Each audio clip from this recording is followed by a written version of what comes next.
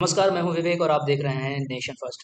दोस्तों, एक न्यूज़ निकल के आ रही है जिसमें स्पेशली अमेरिका से न्यूज़ आ रही है कि यहाँ के जो ट्रम्प के ट्रेड एडवाइज़र हैं वो कह रहे हैं can already see India starting to diversify.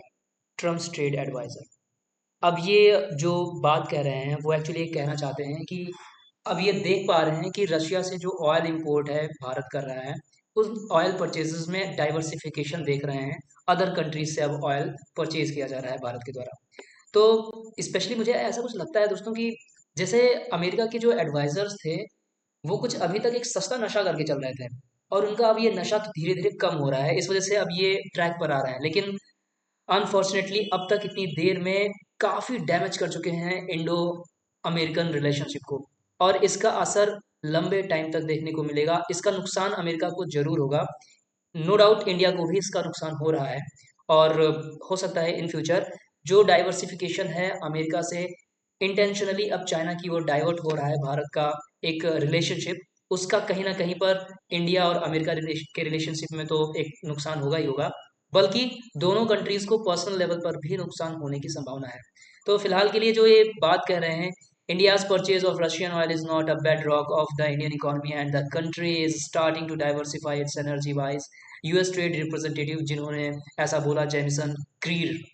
So currently ये जो अब बात करें इनके, आप अगर बातों को अगर सुनिए, इनकी बातें अब धीरे धीरे चेंज हो रही है, एक स्मूथनेस आ रही है। India has not always bought so much Russian oil, they have always had strong relationship with Russia, but it's really in the past 2 or 3 years that they started buying Russian oil at a discount, not only for consumption but also for refining and resale। सो ये अब इस बात को accept कर रहे हैं और ये भी कह रहे हैं, so it's not like this is some bedrock part of the Indian economy, this is something we believe they can do and should do। अब एक we see them starting to diversify, यानी कि अब ये गोलमोल बातें करके ये लीपापोती करने की कोशिश कर रहे हैं कि भारत ने जो स्टेप लिया वो गलत नहीं है, नाउ वी रिकॉग्नाइज समथिंग। तो कहीं ना कहीं पर दोस्तों अगर इनकी बातों को सुना जाए तो ऐसा लग रहा है कि अब ये जो रिलेशनशिप भारत के साथ गड़बड़ हुई उसे ठीक करने की कोशिश कर रहे हैं और जो भारत और रशिया के रिलेशनशिप हैं उनको कहीं ना कहीं पर ये समझने की कोशिश कर रहे हैं। और ये समझने की कोशिश इसलिए नहीं कर रहे हैं क्योंकि इन्हें अचानक से आत्मज्ञान की प्राप्ति हो गई कि अब भारत ऐसा नहीं कर रहा है तो हमें उसके साथ ऐसा नहीं करना चाहिए। Actually this is started right from where prime minister Modi just started asking Indians to shift from American tech to Indian tech and shift the narrative, be vocal for local। तो ये जो बातें प्राइम मिनिस्टर मोदी ने शुरू की, क्योंकि अभी तक ये मोदी जी की स्ट्रेटेजी को समझ नहीं पा रहे थे ये लोग कि आखिर मोदी जी कर क्या सकते हैं। अब इन्हें समझ में आ रहा है कि ये जो चीजें हो रही हैं ये लॉन्ग टर्म में इंडिया को बेनिफिट देंगी।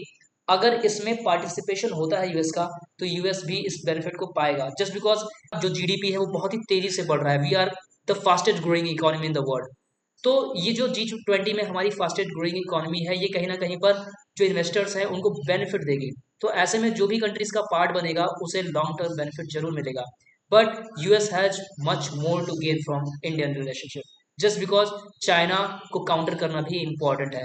फिलहाल इस पर आपका क्या अपनी राय है ये कमेंट में जरूर बताइएगा। अगर ये वीडियो पसंद आया हो तो इसे लाइक कीजिए, सब्सक्राइब कीजिए चैनल को और वीडियो को शेयर करना ना भूलिए। नमस्कार।